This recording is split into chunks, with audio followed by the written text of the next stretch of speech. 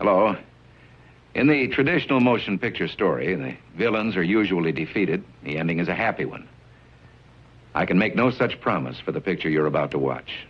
The story isn't over. You and the audience are part of the conflict. More human beings were slaughtered in the 20th century than in all previous centuries combined.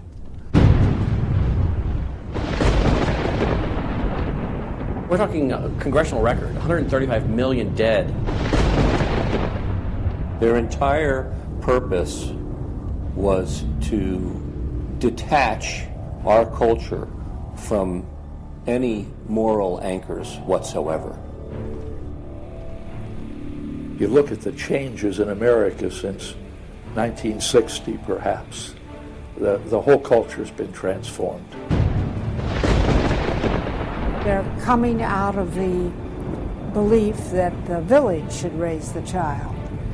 The village means the government. They have deliberately destroyed the American family, understanding that's the foundational block that builds a society. We've come from Norman Rockwell's America to Hugh Hefner's America. If we lose the Judeo-Christian framework, we're lost forever.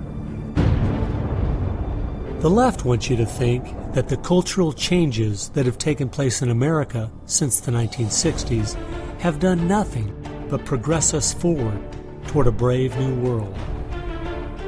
They look at what holds society together, they understand it, but they don't want that. They want change, and they will subvert and rot every good and decent thing we believe in, because they have a vision for a new society, and that must mean the replacement of the old society. This film will show that the brave new world they seek is nothing more than the failed policies and ideologies of the communism that enslaved over a third of the world's population during the 20th century. It will show that most people on the left aren't communist, just the useful idiots Lenin spoke of, being used to promote a socialist agenda, which is the first and necessary step toward communism. They basically try to say that the state itself is ultimate, that there's nothing, no law higher than the state, and if there's no law higher than the state, there's no appeal against it. History has proven beyond any doubt that the free enterprise that freedom produces provides more for anyone willing to work than any other system. So why would the left still be pushing their socialist agenda on us? I mean, it's really just microwave communism. There's only two possibilities. They're either ignorant or they're evil.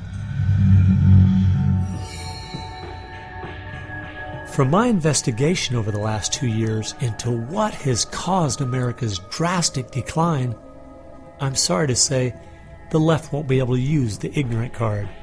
They've left too much evidence of their agenda in their books, articles, and speeches. No, America has an enemy that is getting very close to accomplishing its plan of destroying the greatest country in all world history. Once people figure it out, they're going to do what people everywhere do. They're going to start protesting, and they're going to start revolting. And when that happens, that's when the powers that be feel threatened, and they use the power that they have.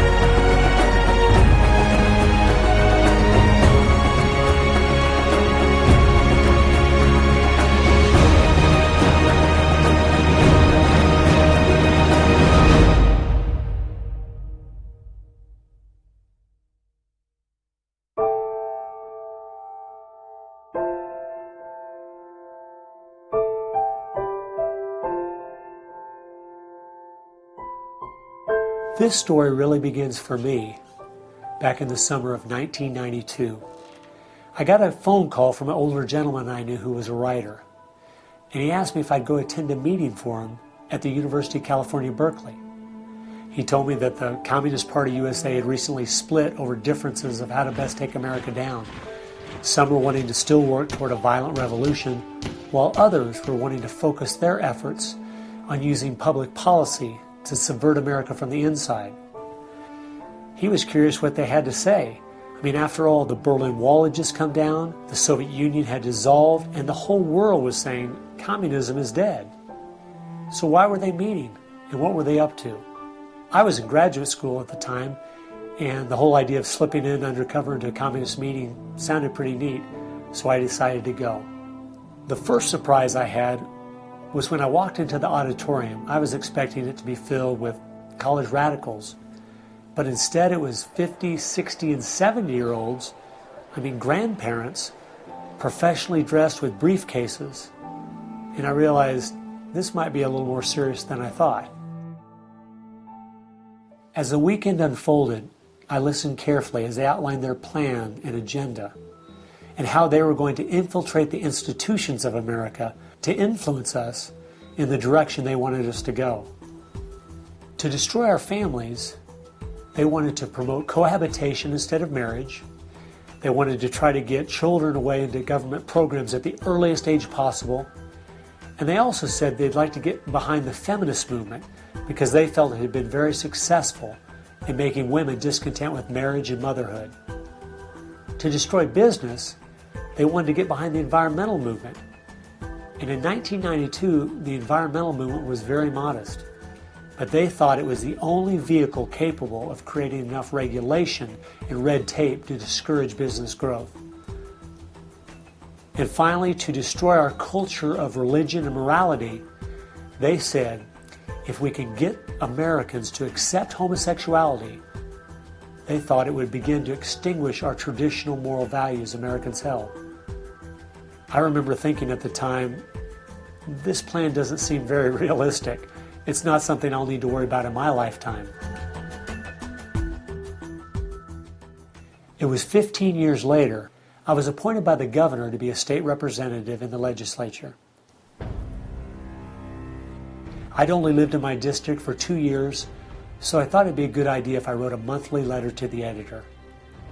Each month I wrote on a different topic.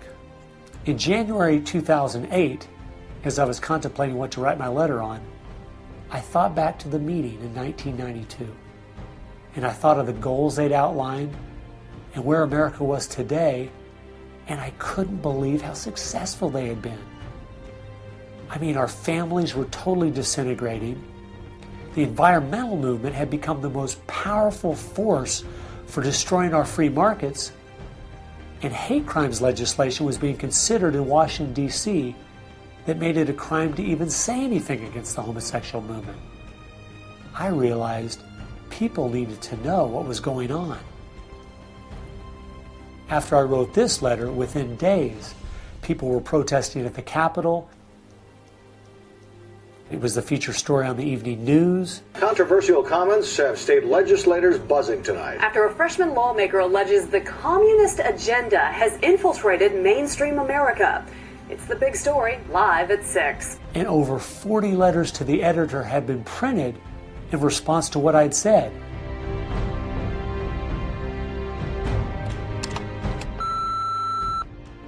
Hey, I just wanted to give you support on your newspaper article. Don't let them grind you down. Bye. I realized then I'd hit on something. One of the letters written in my defense stated that a book from 1958 had outlined a similar agenda. And this got my attention. The book was The Naked Communist by Cleon Skousen, who had been a former FBI agent. And inside the book it documented 45 current communist goals from 1958. And as I slowly read through the list, seeing how specific their agenda had been to subvert us on the inside, I couldn't believe it.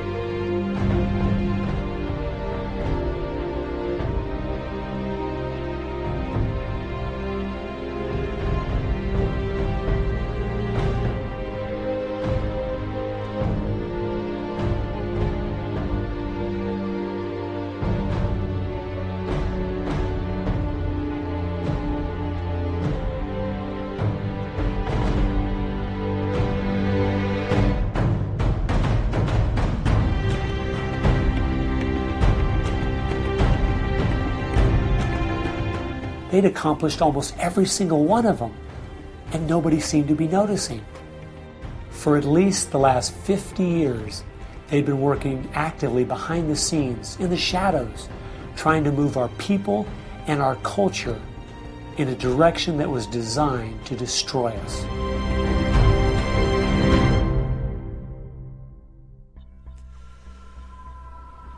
Someone needed to find out the truth of what had happened to our country. Could all of these very specific goals have been accomplished by accident? Or was there something there, under the surface, intentionally rotting away America's culture? I decided to go and get the facts from some of my favorite writers and speakers around the country. These are a few of the questions I asked them.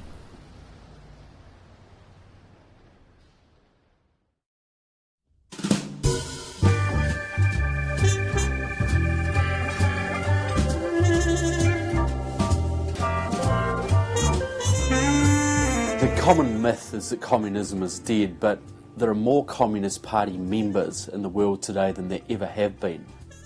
One of the things the communists are doing worldwide is not using that name. And so what we have is people with some of the same ideas masquerading in the United States under a variety of names. They're even trying to get away from the word liberal to describe them, and they're trying to call themselves progressives. If you go to the American Communist Party website, all of the programs and policies they support are progressive. So progressives are anything from a hardcore liberal to a communist to a socialist. They all call themselves progressives, and they all have broadly the same values and work together. J. Edgar Hoover is called the masters of deceit. And a good magician raves one hand in the air while he's doing his dirty work with the other hand. And while everybody's saying communism has died, they moved through much of Africa. Communism is resurgent in South Africa. Into South and Central America. Right now, 6 countries in Latin America are now communistic. We have communist China. We have Cuba, North Korea. We have Vietnam. It still dominates behind the scene in Russia. It's still very strong in Eastern Europe. It is strong in the EU. It is strong in virtually every country in the world. Whittaker Chambers said, the communism succeeds because most people that promote communist causes are not communist. The useful idiots, that Lenin called them, it gives it an air of legitimacy it would never have if it was identified with communists and communism. So why has it been so easy for them to get people on the left who aren't communists to push forward their agenda? Once I looked at the political scale, it all started to make sense. On the far left, you have 100% government, and on the far right, zero government. Anarchy is no government and doesn't make sense at all. On the far left, you have socialism, communism, and Nazism, all systems that have a socialist form of government with only slight variances between them. Traditionally, Republicans were slightly to the right of center, and Democrats were slightly to the left. In recent years, though, through the radical influence of the media, Hollywood, and the multitude of Marxist professors in our universities, both parties have slid to the left, with the Democrats going so far they have openly joined hand in hand with the radicals. That's why they all work together. All the groups on the left now have the same goal, a socialist America. I thought we were over communism. I thought, okay, we won that battle. The Berlin Wall came down. Ronald Reagan won the day. We've got to look and see how he fought this, because we're fighting it again on American soil. Not hostilely attacking us like we feared in the Cold War. It is from within. And it has no opposition. None. And that's the frightening thing.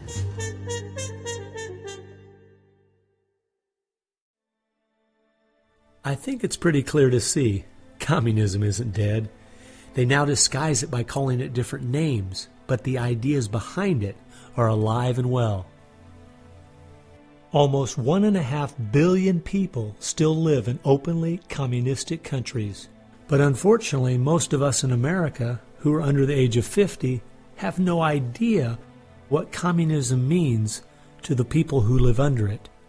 So my next question was, what's so bad about communism? Communism is so evil. It's a completely tyrannical system. The whole history of communism is one of mass murder. Tens of millions of people brutally murdered by the communists. The mass murder of more people in times of peace in all the wars of history combined. Each of those countries where they have taken control, millions have been murdered.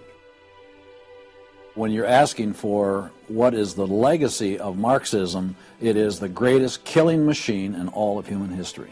We're talking a congressional record, 135 million dead due to communism. I think the real number is probably, when you add in abortions, over 500 million. The rulers lived rather well, and at the same time you had all kinds of people who were enslaved, put in prison, oppressed, so you had really the opposite of what they claimed was going to be the result of their revolutionary activities. You would think that if the 20th century was the most murderous of centuries, everyone would say, let's find out why. And the truth is, you can't even ask the question. It is verboten to ask the question because the ideas that brought about that mass murder are still being taught in our public schools today. I think one of the reasons this has happened is because there's so much confusion surrounding the word communism. Technically speaking, communism is simply the final phase and goal of socialism. And socialism is best described by two words: big government. Government controls almost everything, and they use this power to take things by force from one person and give it to another. The liberals in America sincerely believe that this isn't evil at all. It is what will finally make things fair and just. There's only one problem that pulls some of us away from this wonderful utopian vision: history. From history we see that whether it was Hitler's National Socialism or Stalin's Soviet Socialism, socialism by whatever name and in all its forms is the ultimate evil. Sooner or later, it destroys everything in its path: law, morality, family, prosperity, productivity, education, incentive, and finally life itself. The problem with socialism is that it creates the conditions for a Stalin or a Hitler to come to power.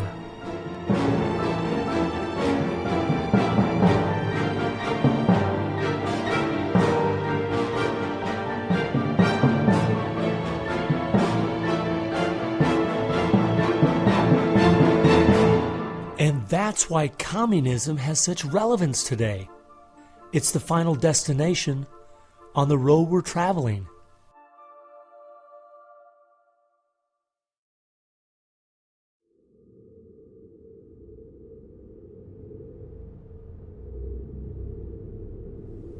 Friedrich Nietzsche tried to convince the world that God was dead. Charles Darwin tried to prove that humans are simply part of the animal kingdom. And Karl Marx realized that the philosophies of Nietzsche and Darwin would legitimize his own philosophy of communism.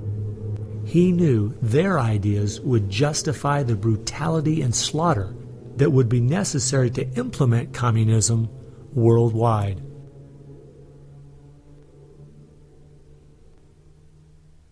It was in March of 1883, Karl Marx, the father of modern-day communism, died. The assumption that communism would die with him was a logical one, since only 9 people attended his funeral. In October of that same year in London, England, a group was forming called the Fabian Socialist Society. The Fabian Socialists decided that they were going to socialize the world incrementally. They called it socialism by evolution instead of Marxist socialism by revolution. It always worked in tandem with the communists.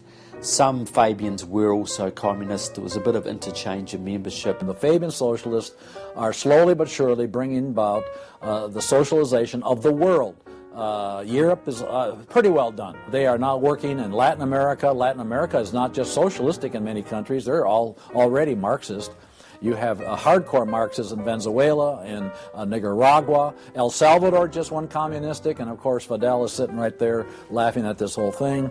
And we haven't even figured this thing out yet. We don't even know there's a red plague coming up to meet us. We think that we're just going to watch the cartoons on Saturday morning and everything will be fine.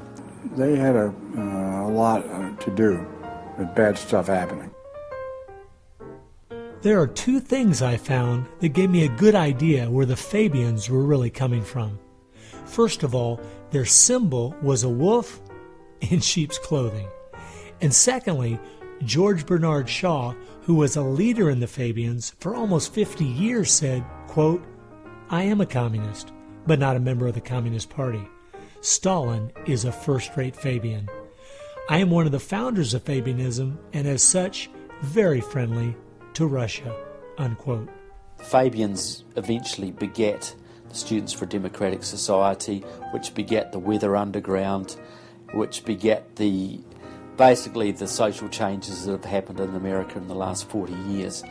Many of the SDS members from the 1960s still have an incredible influence on the direction our country is heading. One is the Reverend Jim Wallace, who was president of SDS when he was a student at Michigan State University. And yet today, he is the spiritual advisor to the President of the United States. They've been friends for many years. They go back to Chicago and the Chicago politics crowd. And during the Vietnam War, he was rooting for the Viet Cong to beat the United States Army. And when they did, he just couldn't believe it. He said it was one of the happiest days in his life. And another leader in the Students for a Democratic Society and founder of the Weather Underground is William Ayers, who has been a longtime friend and neighbor of President Obama. It came out in 2009 that Obama's book, Dreams from My Father, was even written by Ayers. So the influence from the Fabian Socialist Society goes right into the White House.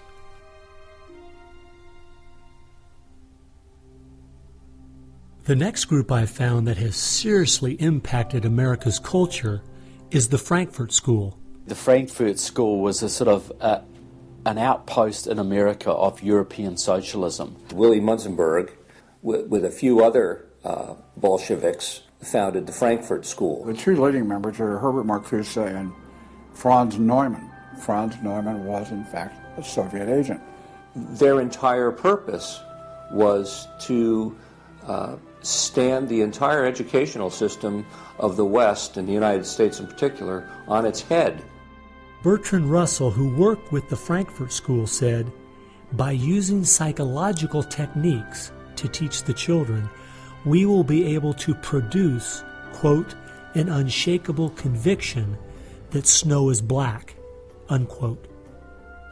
They established a school here. With the help of John Dewey. He helps bring these German intellectuals to America in 1933, drop them down at Princeton, Berkeley, Brandeis, to go after education and media. Included in those goals were the teaching of homosexuality and sexuality to children, the promotion of excessive drinking, and destruction of religion in the United States. That was a big one. And they basically started the social rot. Willy Munzenberg said, "We are going to make the West so corrupt it stinks."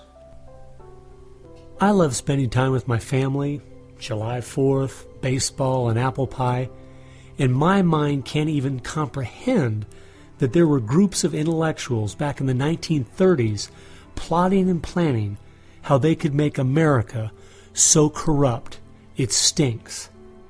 There are certain lines and certain limits, and the left has always pushed it as hard as they can, as far as they can, and will protect any pornographer, any deviant, any negative cultural form they can find, basically to degrade the culture. And that goes right along with the feminism of today, which was part of the Frankfurt School's desire to destroy a patriarchal society for a matriarchal society. In other words, remove the father as the loving provider, discipliner, discipler, leader of his home, where you instill virtues and integrity and modesty. That's been broken down on purpose because they knew if they could destroy the family, they could destroy a nation. And instead of having a father who leads and disciples and protects the home and provides for the family, the government steps in as a nanny state.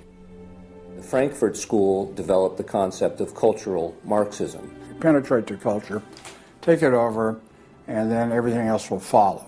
And of course they did that, and today we've had a complete cultural revolution. As many people in America are familiar with the phrase "make love, not war," that actually came from Herbert Marcuse, who was with the Frankfurt School. So these guys went after education, they went after media, and they've been very successful in changing the entire worldview of Americans through what they call political correctness, but it's really cultural Marxism, with the goal being to destroy Christianity, then create chaos, and then move to their ultimate goal, which is from cultural Marxism to traditional Marxism, which is socialism. Most of the strategy to remake America from within started with Antonio Gramsci, who wrote over 2,000 pages back in the 1930s outlining how to take a Judeo-Christian culture down from the inside. The plan he suggested has been the main focus of the left ever since. Antonio Gramsci was a neo-Marxist philosopher. Antonio Gramsci was an Italian communist. Antonio Gramsci is probably the biggest troublemaker in the world. He's probably got more responsibility for our social ills than anybody else on the planet. He knew of the importance of undermining the morals and the character of this country. Because America had a strong Christian heritage, you had to attack the culture. You had to change the culture. Even to pornography, into areas that most people normally wouldn't accept. He said that we're going to destroy the West by destroying its culture. We're going to infiltrate and we're going to turn their music, their art, and their literature against them. That means that you penetrate the universities, you write the books, the novels, the poetry, the music, the book reviews. And once you control the culture, then you can sort of shape the thought of rising generations. He differed with Marx. Instead of, for example, destroying the church and the other basic institutions, he said infiltrate them and use them to change the culture. What Gramsci had to say was that this is the way that government is perpetuated and society is perpetuated is through these churches, because they set the standards, they set the framework of the way people live, of rules, how a family should be structured. He didn't want a revolution on the streets that would be overturned by the police the next day. He wanted to change society over the long term so that we'd have a revolution without us even realizing it, basically. And the communists have been very effective in promoting their ideology in Hollywood, in the mass media. And I think he was quite right. I think that's exactly what has happened. I think that's the way it's worked. I think it's working that way now. And that's where a lot of these people come from.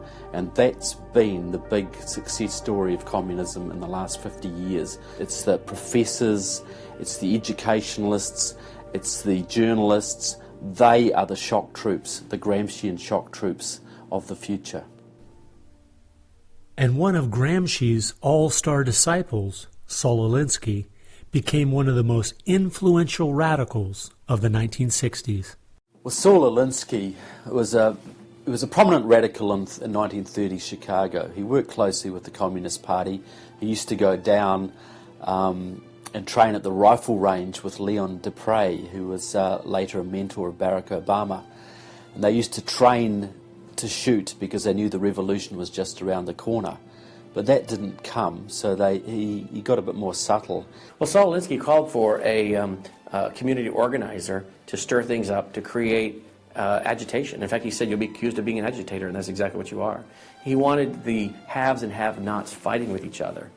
It wasn't until I was watching an old film from World War II that I realized what the left has been doing in America to pit the poor against the rich, blacks against whites, and the young against the old, is the same tactic Hitler used to disunify Germany. You see, they knew that they were not strong enough to conquer a unified country. So they split Germany into small groups. They used prejudice as a practical weapon to cripple the nation. Remember that when you hear this kind of talk. Somebody's going to get something out of it, and it isn't going to be you. And they use the conflict as justification for more government to stop the chaos. So they create the chaos, and then they step in as a solution to the chaos. And as Francis Schaeffer said, once this chaos comes, most people will willingly give over to an authoritarianism because they don't want the chaos. His book was kind of the field manual, if you will, for these activist organizations. Which President Obama studied and taught at a workshop for 4 years in Chicago as a community organizer for ACORN. As I was reading through Rules for Radicals to see where he was coming from, I just happened to take a look at the dedication in the front of the book. And this is what I saw. Quote, "Lest we forget at least an over-the-shoulder acknowledgement to the very first radical, the first radical known to man who rebelled against the establishment and did it so effectively that he at least won his own kingdom, Lucifer," unquote. Saul Alinsky from Antonio Gramsci has had an incredible amount of influence on our president and on our society, and he dedicates his book openly to Lucifer, Satan. I think that says more about where their ideas and plans are based than anything else. You asked what Saul Alinsky's impact is on the leftist movement today, and it basically defines it. It defines it. Saul Alinsky took the best of Gramsci and the best of the Fabian socialist ideas, combined, repackaged, and sold them to the 60s radicals. After studying Alinsky, Richard Cloward and his wife, Frances Fox Piven, came up with what is today known as the Cloward-Piven strategy. Now, their idea was basically that to destroy society or destroy capitalism per se, they needed to overload the system. The idea was to get everybody you possibly could on welfare, to get everybody you possibly could basically milking the system in some way or another. It was called the crisis strategy, and it became very well known by activists and radicals in the 60s. They published an article in the May 1966 issue of Nation magazine called The Weight of the Poor, in which they outlined their strategy. Rathke read that article, and Rathke ended up starting what we now know today as ACORN, and of course Cloward and Piven had been studying Saul Alinsky. So Antonio Gramsci gives us Saul Alinsky. Saul Alinsky gives us the Cloward-Piven strategy, this husband and wife that said, hey, let's collapse the American economy by implementing so many entitlements, so much of a welfare state at collapse. Rathke studied the Cloward-Piven strategy. He starts ACORN. And of course, ACORN gave us Obama. And to show what a small world it is, Wade Rathke, who started ACORN, was the draft resistance organizer for SDS, the group the Fabians started. They've used that strategy ever since to expand voting rolls, to expand welfare rolls wherever they can, basically just to overload the system, to increase the tax burden on the middle class, and basically bring capitalism one step closer to destruction. I guess we shouldn't be surprised that we still have open borders, that so many people are dependent on the government, and that the left keeps pushing these programs when all they've done is tear apart the black families in America and create generational cycles of poverty. The last group that has worked alongside the Fabians and the Frankfurt School using Gramsci's approach is the Communist Party USA. Probably the most important book on this subject is called Towards Soviet America by William Z. Foster. William Z. Foster was the head of the Communist Party himself. He ran for the President of the United States in 1932, but in the book Towards Soviet America, he literally lays out chapter by chapter by chapter what is entailed to bring about a USSA, not just a USSR. Two of the movements they started in America have played a significant role in tearing apart our families, in breaking down our morality. Betty Friedan is credited with really starting the feminist movement in this country. The purpose really was to attack full-time homemakers, to get them out of the home, to make them think they live dreary lives, to make women feel they are victims. It's the science of victimology. And that is so unfortunate, because the American woman is the most fortunate class of people who ever lived on the face of the earth. And to try to tell them that they are victims of an oppressive, unjust patriarchy is just a grievous lie.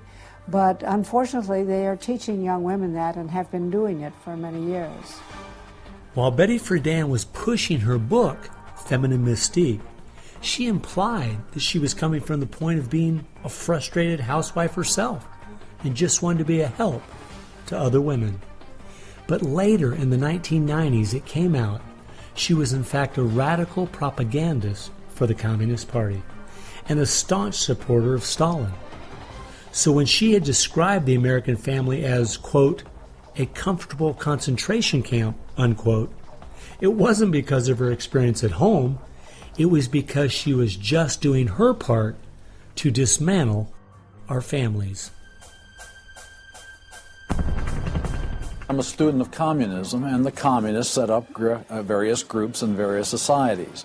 Their society that they set up to promote homosexuality in this country was called the Mattachine Society. And it was founded by Henry Hay, a leading member of the Communist Party. So since I was studying communism and teaching on the issue of communism, you just follow leads, and all of a sudden you realize, what is this Mattachine? I've never heard of this Mattachine Society. Well, it was Henry Hay's organization set up to infiltrate the culture of the United States to make homosexuality normal. It's always been a movement dominated by the left. It's all these so-called isms. You will find there's a communist or a socialist behind every one of them, and you'll always see their targets. It's basically the traditional family unit. The war is still against the family.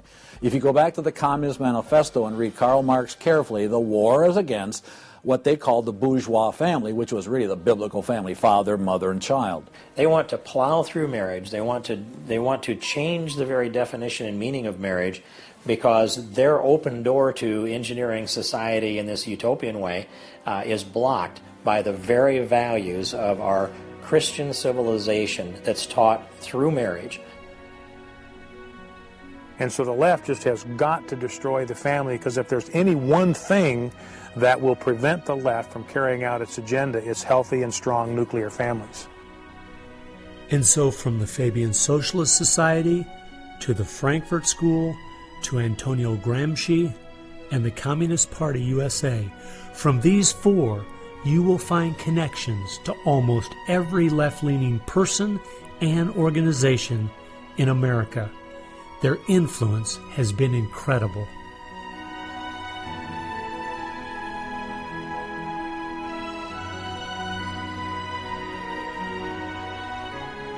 It was in the 1960s, all the groups on the left seemed to realize Antonio Gramsci was right. In a Judeo-Christian society, you will never be able to persuade people to rise up in a Marxist revolution and start killing each other off. The only way to take the culture down is through penetrating the institutions of influence to change the people from within.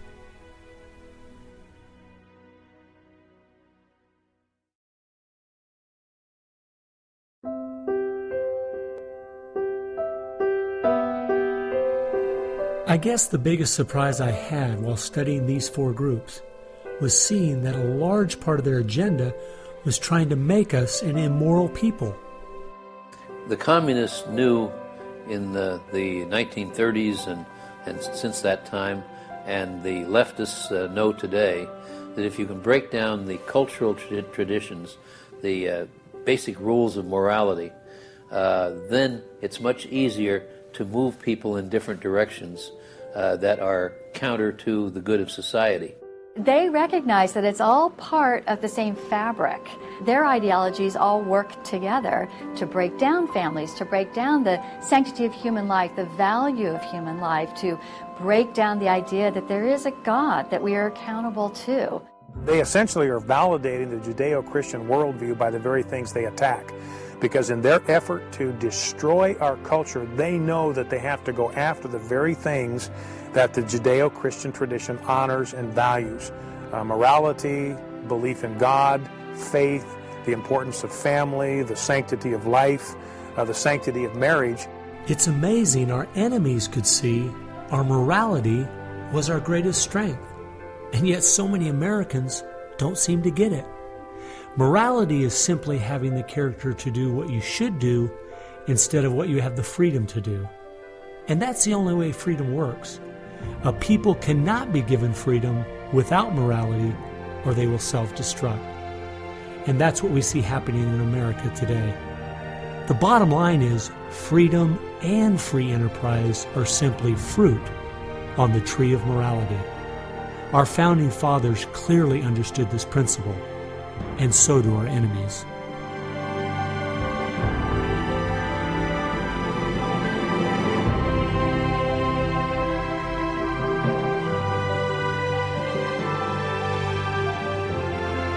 There is an important fact we need to face. If we had Ronald Reagan as president, low taxes, and a strong national defense, the ship certainly wouldn't be sinking as fast as it is now, but it would still be sinking. A booming economy doesn't take care of the major problems we face. 50% of all marriages end in divorce. 40% of all children born out of wedlock. Over 3,000 women a day aborting their babies. 19 million new cases each year of sexually transmitted diseases. Schools that teach the children everything is relative. There is no right or wrong. And the list goes on and on. I recently read in our local paper that over the last 12 months, almost 7% of all high school students in my state tried to commit suicide. Our society is falling apart, whether we want to admit it or not.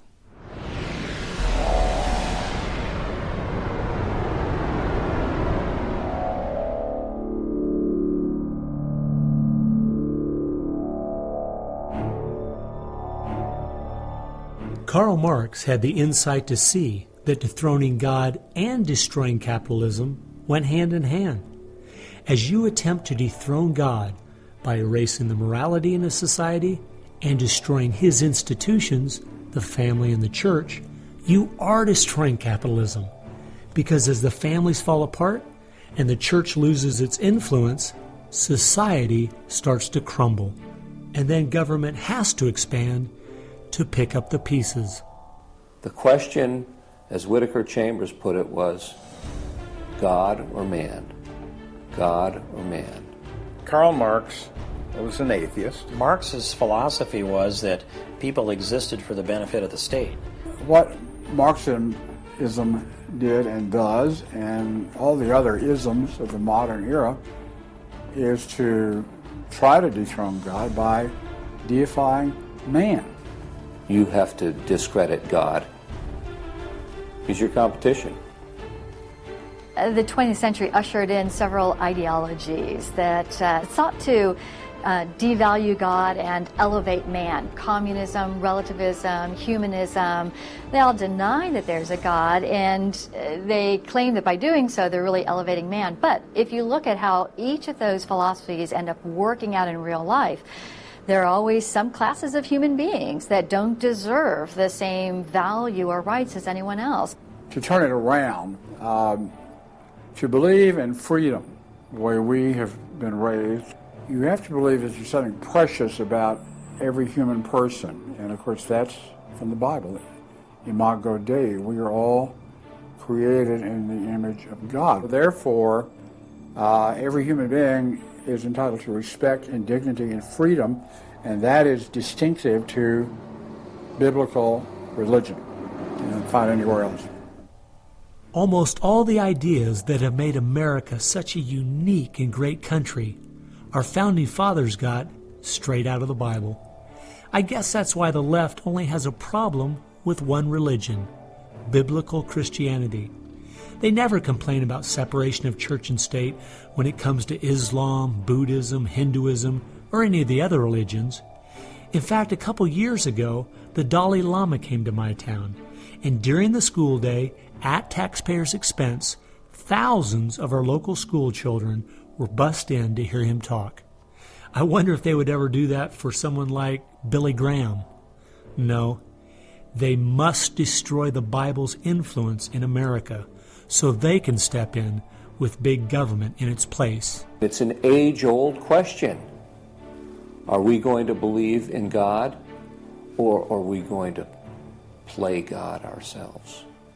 Essentially, for the left, the choice that they see very clearly is people are going to depend upon God or they are going to depend upon government. They want people to depend upon government, so they have to destroy faith in God. At its core, it's a rebellion against God and God's laws. And that's what the battle is about. That's what the assault is on. That's why Christianity is a target. And that's why we saw the gulags in the Soviet Union. We saw the concentration camps in Nazi Germany. And all the ideologies that elevate man end up devaluing certain human beings. Dictators of the left, Hitler, Stalin, Mao, Castro, and all the others, always have come to power by acting like they're going to change things to make it better for the people.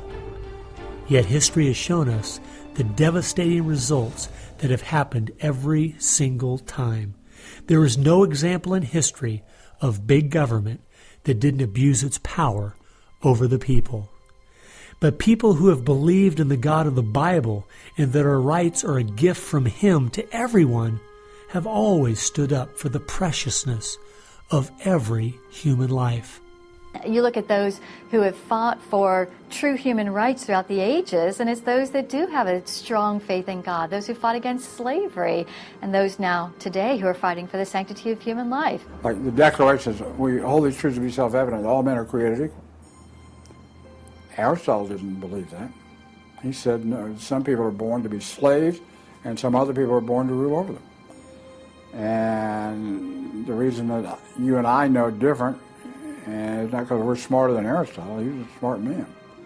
But we have something he didn't have. We have the Bible.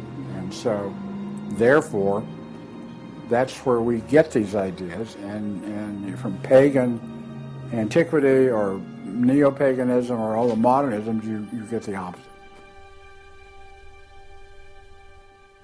After studying this topic for the last 2 years and reading literally hundreds of their books and articles and speeches, I've come to the conclusion, whether the left knows it or not, their plans and goals can all be summed up very simply. They are at war with God. A people that are moral and believe their rights come from God would not only never want what they're selling, but would also never need it. And they know that.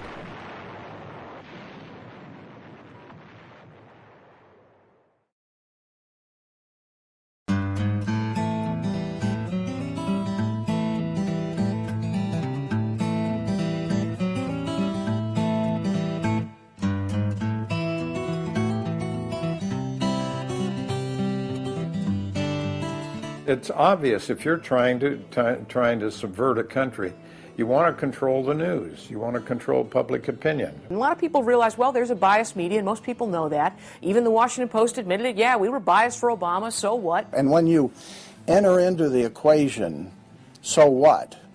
That means the biases, the opinions of the reporters enter into what is news. They decide whether you have a right to know. And it's no longer a bias. They turn from just political bias to activism. They go to the places that influence, or I should say, where they could have leverage.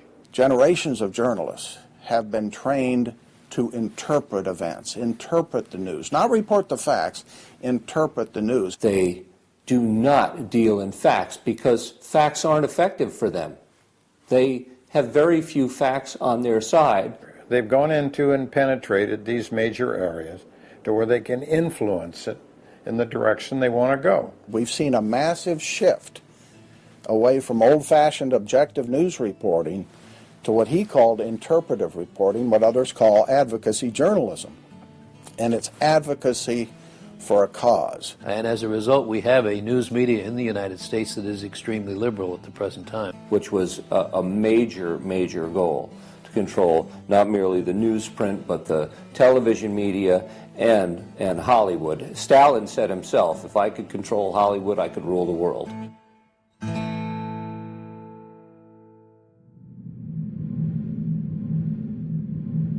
Children are always the first targets of anybody trying to bring down a system.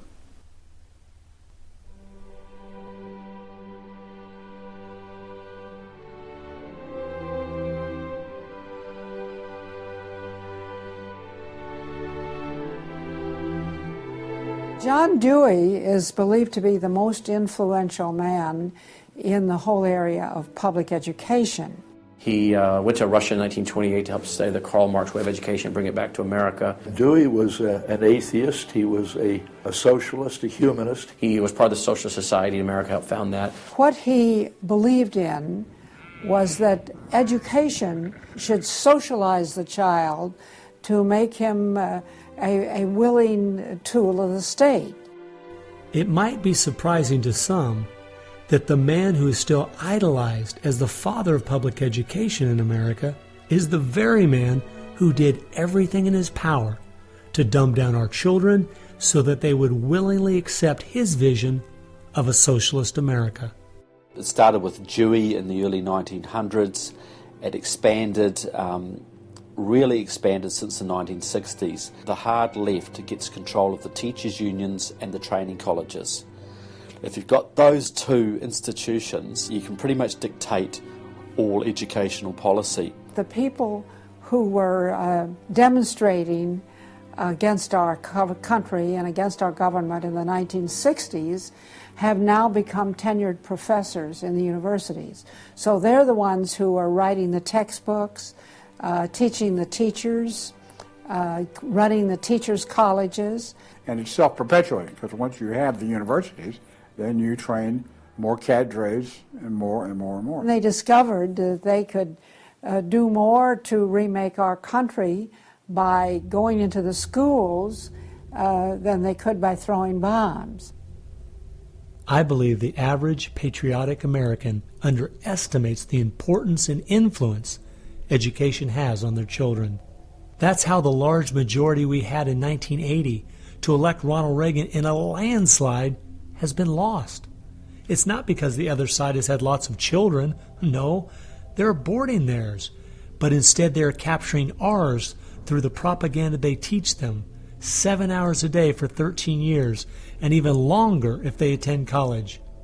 We are losing most of our children to the other side because of the anti-American, anti-God, and anti-free enterprise rhetoric they are filled with in the government schools. Government schools are not teaching basic reasoning processes. They're not teaching logic. They're not teaching actual data of history and science and mathematics. And if your education is rather limited, then you're inclined to believe that government can be the solution to your problems. When you look at the desks in the schoolroom, you'll find 4 together, or maybe a table, they sit around a table. Independent desks are very rare in most classrooms because they don't want to promote the self-sufficiency, independence mindset. You go back to William Z. Foster in his book, Towards Soviet America, you will see how he has a whole chapter there on how we have to supplant education in this country and ultimately force every student to attend public school. That's the other thing. I hope the homeschoolers catch on to this. The homeschoolers and the Christian day school movement are going to have some very rough times ahead of them because the public school crowd cannot afford to have any competition. And they're being given plenty of competition by the homeschoolers right now. You see the effects of that in lowered educational standards. There's no more studying of the classics or studying of the civics or how the US Constitution was formed. It's all progressive education. It's all based on the identity politics, the isms, the current trendy isms, environmentalism, racism. They're training them for the collective, and a collective mindset and a dependency mindset. And it seems that they, again, want to have people be uneducated, so then they do become wards of the state. They're dependent on the government to provide everything for them. It's under 10% of kids believe that there is an absolute right and an absolute wrong. And why are we surprised? We've sent our kids into this government system that indoctrinates them, that teaches them about tolerance and diversity and multiculturalism, and not about reading, writing, and arithmetic, not about what our founding fathers had to say. It's consequences. Few would argue that the education the children are receiving in the public schools is pathetic at best. But with the amount of tax dollars we spend each year, over twice as much as it would cost to send the students to private school, why do we allow this to continue? The group that my investigation led me to, that seems dedicated to making sure the children don't get a good education, was a real shocker. The schools are pretty much controlled by the Teachers Union, the National Education Association. If you look at their platform and goals, you would think they were a socialist or almost communistic organization. They are for the entire feminist agenda, starting with abortion on demand, tax-funded abortions. They're for the whole gay rights agenda. They're for the whole globalism agenda. They are extremely anti-parent. It is an effort to get the children to abandon the values of their parents. National Education Association has no patience, tolerance, or use for traditional teachers. They're looking for people who want to be agents of change. They want to throw out all the lessons of history. And really it's an attempt to then impose their own views and ideas onto people, get them to act as activists. If you control those institutions, then you can control everything else. It's all public schools, all for their jobs, and they have gotten behind all of the radical kinds of curriculum that's being introduced. They're for it 100%. They've had a tremendous effect on public education. It's not positive. We also see immorality being promoted through our schools. The kind of sex ed curriculum that is being used and paid for with our tax dollars would shock most parents. I think one of the main problems we face is parents naively thinking that the schools are the same today as they were when they were young. They don't realize there is a battle going on in this country for the hearts and minds of our children. The game is between 15 and 25 years of age. That's the whole game. If you're over 25, the chances are they're going to put a few pennies towards you to corrupt you. But their game right now is to corrupt the 15 to 25-year-olds or less. And right now they're down in the first grade with Heather Has Two Mommies, Daddy's Roommate, Gay Pride Parade, and now by 8th grade they'll pass out condoms in school colors because that's so patriotic. And it's perfectly obvious that you get a hold of the child early, you can change his values away from his parents' values and get him to follow you. And they're very open about saying that. The National Education Association has passed resolutions saying they want children from birth. Isn't that interesting? The Communist Manifesto also thought the state should take control of children at birth. The left has always been good at disguising their real agenda by coming up with phrases made from words we are very familiar with, but then giving them new definitions. Social justice is the current phrase of choice and is being used to teach children the failed Marxist ideas of yesteryear are what they should strive for today. We see social justice curriculum today, which is the buzzword for communism, socialism, Marxism, which Bill Ayers is teaching. It's in many of our colleges, and the social justice curriculum is being taught in high schools all over the nation. Justice is good. If you then start calling it something blank justice, then you're modifying it. And what it really means is, I think, taking from one group of people and giving to another group. So I would call it socialism. and it's used to break down the differences between the way things are done and the way it should be done. So when they're teaching social justice in the schools, they're not talking about free enterprise and capitalism and individual self-responsibility, all the things that made America great. They're talking about the things that made Europe and the Soviet Union and China so bad. The longer we allow our schools to teach the children that America has so many faults it's not worth saving, instead of the fact that even with its faults, it is the greatest country that has ever existed, the less chance we have of ever turning our people back from the dead-end road we're currently on, a road that promises to give us a perfect world if we'll only give up our sovereignty and our freedom. You're going to find more and more of the following. This is now called a world pledge. We no longer want the Pledge of Allegiance to the flag of the United States of America because that is considered nationalistic, and of course the socialists, the communists, and the Marxists and the extreme left wing in the country want nothing to do with it. I pledge allegiance to the world, to care for earth, sea, and air, to honor every living thing with peace and justice everywhere. This came out, first of all, in Superior, Wisconsin. So Superior, Wisconsin was their guinea pig, and there was very little said against it, and so it would then go to the next and the next and the next, and before long you'll have the whole school system standing up saying, I pledge allegiance to the world instead of I pledge allegiance to the U.S. The public schools right now, if you'll read Towards Soviet America, have nearly accepted every item that William Z. Foster said we needed to place into the public school curriculum. And we're seeing the results. You know, people are not as informed as they once were. They think in different ways, and they think in the way that the left intends them to think. Antonio Gramsci realized that if you can take over the institutions in a culture, you will be able to use those to influence society to create the socialist man you want.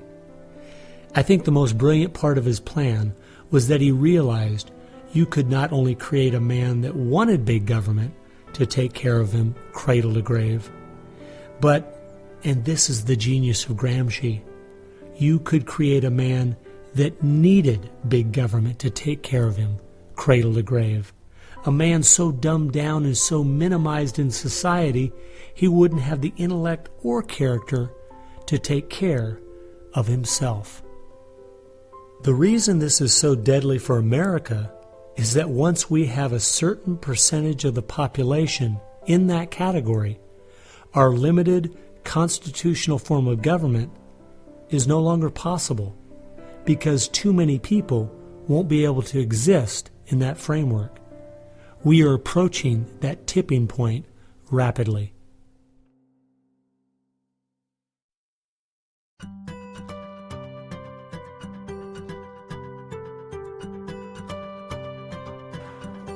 If you can persuade people that government should be in control of the distribution and use of energy, you can persuade them, or rather, you have persuaded them of the necessary and sufficient condition for government control of the most intimate aspects of our lives. One of the main thrusts of socialism these days is obviously through the environmental movement. You know, one hates to pick on Al Gore too quickly and easily, but I read the whole of his book, Earth in the Balance, Ecology and the Human Spirit, back in 1992 when it was first published. And if you know anything about the history of political philosophy, you read the last chapter in that called A Global Marshall Plan, and you understand that there is no way to implement what Al Gore was calling for in 1992 in that book, except by means of totalitarian world government. Patrick Moore, who was a co-founder of Greenpeace, and he was a very dedicated environmentalist, quit Greenpeace when he realized that it had been captured by radical leftists who were intent on using the environmental movement as a vehicle to destroy capitalism. How many factories work when there's a power outage? None. You want to hurt business, you want to drive down industrial production, you just drive up the prices of energy, you just diminish its availability, and the easiest way to do that is to make people scared to death of the cheapest forms of energy, which are fossil fuels, oil, coal, natural gas, and nuclear energy. They had already made people afraid of nuclear because of irrational fears of nuclear reactor meltdowns, which were physically impossible anyway. But then they had to figure out a way to make them afraid of fossil fuels. Well, the way to do that was to say they're going to cause catastrophic global warming. So I used to think this was just one great big distraction. If they want to put their energies toward the environment, but now I see that this is now being turned around and used as a tool to further a socialist agenda. Charles Rubin, a political scientist who wrote the book The Green Crusade, has told this story extremely well. Environment comes from a French word meaning surroundings. Well, now, what is surroundings? Everything around you, right? And so, as Rubin points out, environmentalism is literally everythingism. And so, if you were a socialist, committed ideologically to the notion of government having control of everything about our lives, and you saw that you were losing the contest in terms of the creation of wealth and its distribution to capitalism, you had to find some other basis on which to promote your vision of government and to pursue its implementation. Environmentalism, or everythingism, was the perfect card. In December of 2009, when the ClimateGate scandal broke open and it became public that even the leaders of the movement knew the whole global warming idea was a farce, it wasn't them just having bad data, we as Americans knew once and for all that this movement was simply part of their agenda. It's my guess that regardless of the evidence that comes out against them, they will not let this tool they have waited the last 100 years for go to waste. A tool that gives them the absolute power and control they want, but allows them to get it under the guise of saving the planet.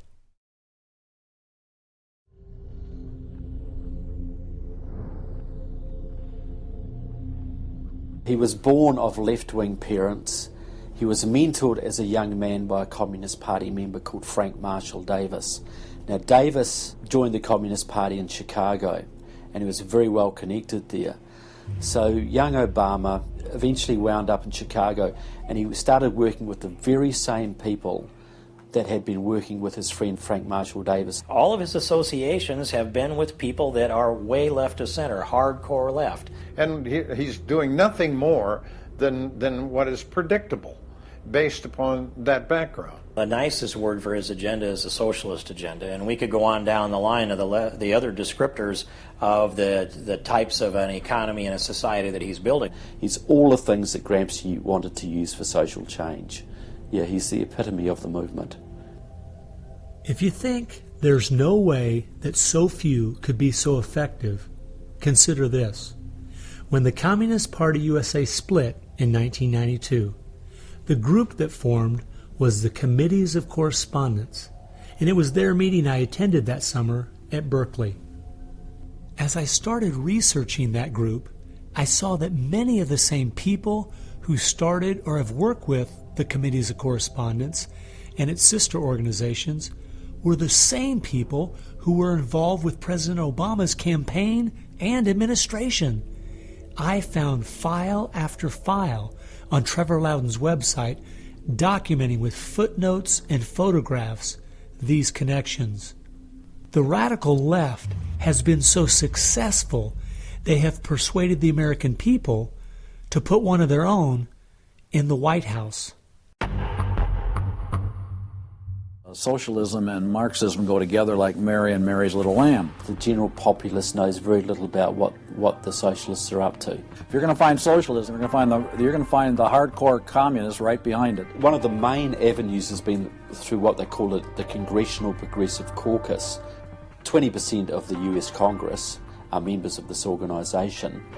They have chairmanships of most of the major House committees and are easily the single most powerful bloc in the US Congress.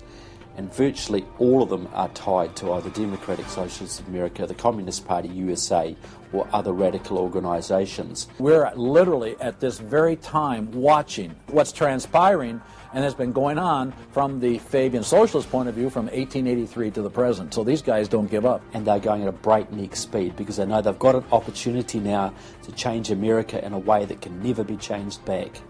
And they're going for broke. The Bolsheviks, they're just waiting in the woods and they're just smiling like you can't believe. You just read the Communist Party USA blog and they just can't believe their good fortune. Every time they turn around, they just can't believe this is happening. They're like me. I'm a Christian conservative and I can't believe they've been so successful in doing this. The left has started multitudes of foundations and nonprofit organizations, many of which are using our tax dollars to grind America down.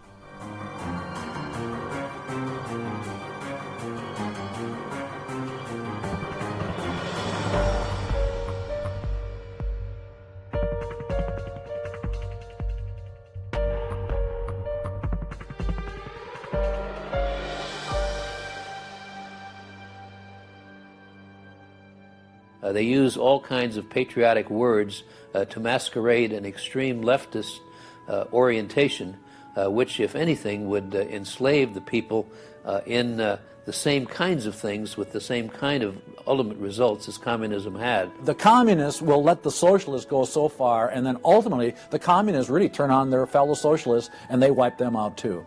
And their attitude, I think, is really probably pretty close. They figure, look, if these socialists betrayed their own country, the chances are, once we get in power, they'll betray us too. So they'll figure, let's just rub them out right now. And at a given point, you'll see in the history of communism that they've been very effective in rubbing out their fellow socialists who brought about their socialism before the Bolsheviks and the hardcore communists with a capital C took them over.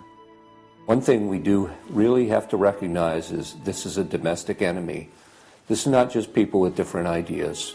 These are not just nice folks who have funny, silly ideas that they will eventually figure out are just not very mature. No, these people are dangerous, dangerous enemies, and they are intent on overthrowing this country and imposing a socialist system that will mean extreme hardship for the vast majority of people in this country. That's true with them constantly seeking to re-engineer society so they reach this level of utopian perfection. Where we, on the other side, we advance the idea that this is about the cause of freedom, and if it hadn't been for Jesus Christ, there never would have been a United States of America, because the inspiration for freedom drove our founding fathers. They were informed by their faith, and I believe guided by the hand of God.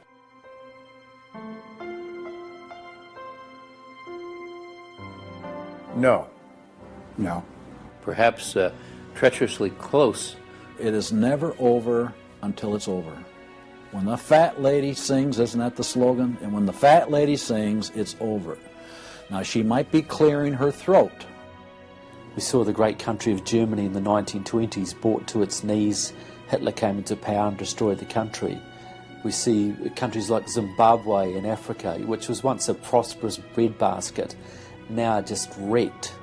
Argentina was destroyed by the socialist Perón in the 50s. It was one of the richest countries in the world. So, no, we're not at the point of no return, but it's getting pretty late in the day. There's no time to be casual, that's for sure. We've spent too many years thinking, because we have Republicans in office, or the stock market is doing well, that everything's okay. This is why the left has gained so much ground. It doesn't matter who's been in office. They've just continued pushing forward with their agenda. Well, I believe this is our last chance to push back.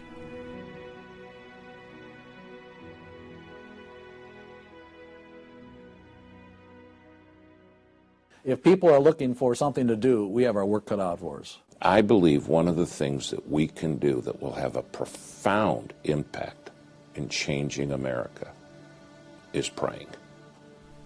Well, as soon as we get off our knees, we need to get on our feet. Become educated about what's going on in the country. Spend time reading, understand their philosophy and their goals. They have to master this documentary. They have to go over it a dozen times.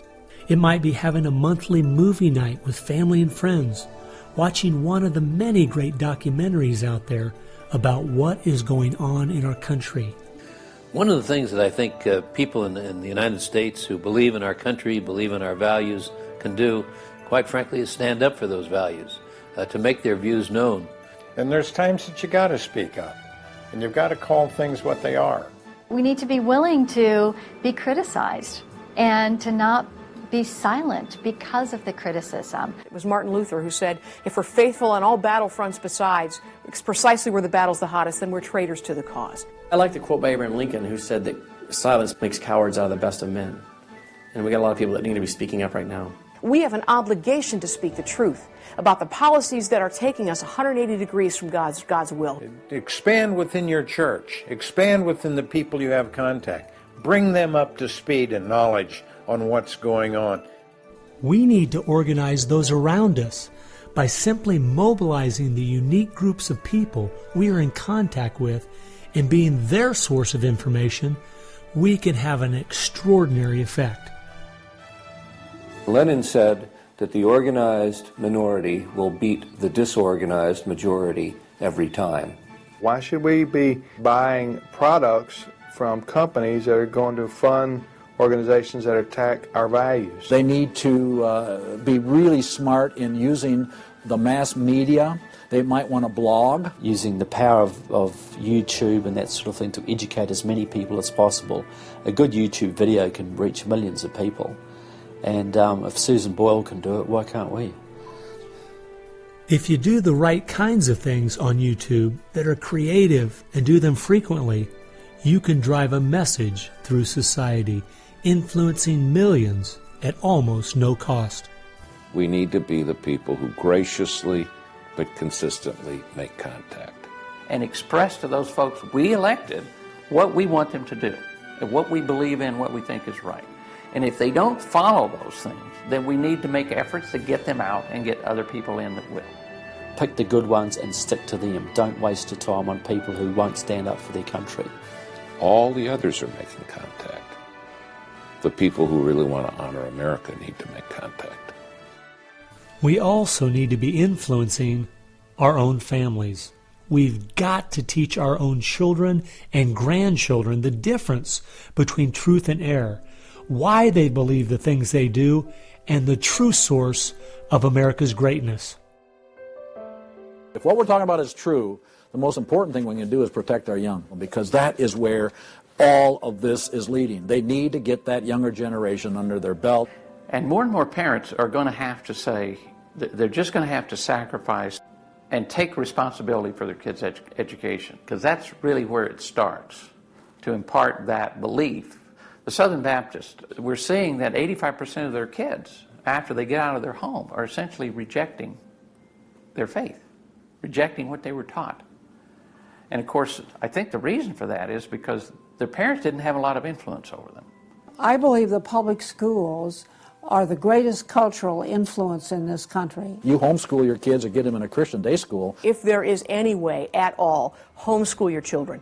Homeschoolers out-test everybody. Our children need to be taught from Scripture a properly biblical worldview. That requires time. It requires effort. It requires purpose. Our minds should be the sharpest minds in the world. We need to work within our family to educate our children on what kind of country they live in and build their faith, and then get involved. The left has been working for decades to push us away from God and His laws. And we need to be willing to sacrifice whatever it takes to turn our country back to Him. Throughout our history as Americans, though, there has always been a great price to be paid for preserving, protecting, and defending this great land. the people who built America paid a great price. The people who went to war for our nation, boy, did they pay a price. And one of the American values was, we will pay a price for what is right. We will give of ourselves, even if it requires the giving of our lives. That was an American value. That's why it is such a heroic and honorable thing when a soldier defending us pays that price. That's like when you go to Arlington Cemetery in Washington, or the Tomb of the Unknown. You stand there and you say, this is America. We were the people who so believed in these values that it's an honor to stand for, even if it can cost you your very life. One thing I think we do need to remember, though, is that as we look at those we consider to be heroes in the past, they weren't people who just went along with the status quo. They weren't people who were just saying what was accepted at that time in history. They were people who were rising up above the evil that was being committed in their culture at that time. That's why they were heroes, because they weren't like everyone else. Never, ever lose sight of the power of one individual American. They can have an unbelievable magnifying effect just by the very fact they make up their mind to do so. The hope is in this, as Francis Schaeffer said, that as the dull ache of the human soul can no longer be filled with material prosperity, people are going to turn to spiritualism. Will it be pagan spirituality or biblical Christianity?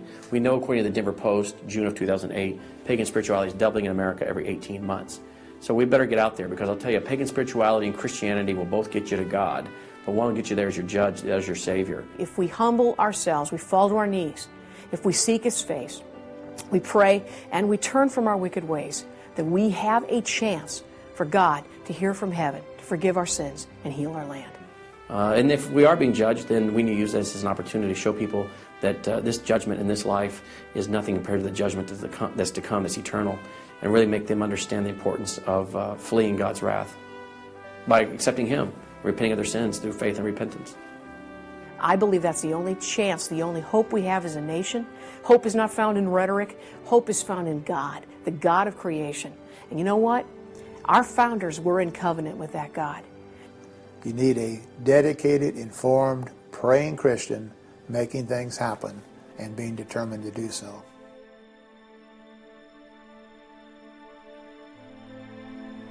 Time has only allowed me to present a fraction of what I found.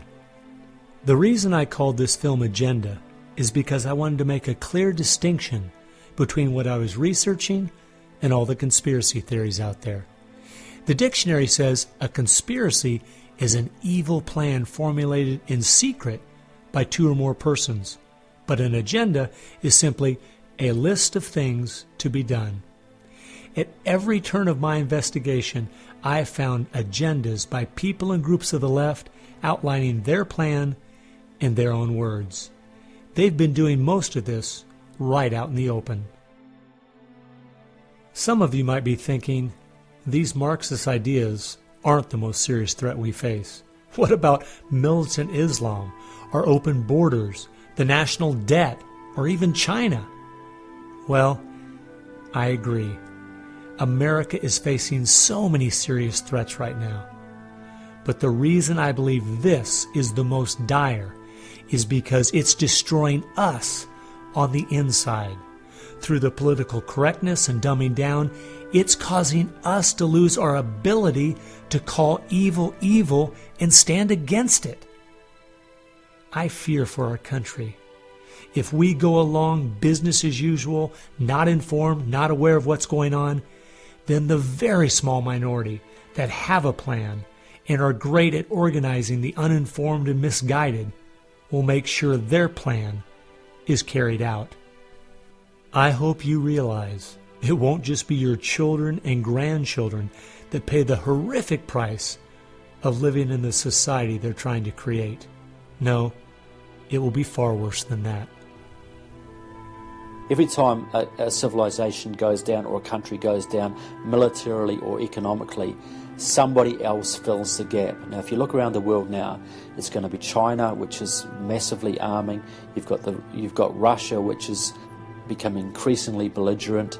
You've got the radical Islamic world, which works hand in glove with the Russians and the Chinese all the time. You've got a virtually red Latin America. You've got a neutral socialist Europe. So America hasn't got a lot of friends left in the world. Now, that's just not going to affect America. That's going to affect every single remaining country in the free world. Who's going to stand up to China if America doesn't? Who's going to stand up to the Russians? Is Europe going to do it? Australia, New Zealand, Canada? Not a chance. If America, and this is the point I think Americans need to comprehend, if America goes down economically, it will go down militarily. If America goes down militarily, we all go down. The free world is finished, and it will be finished for a very, very long time.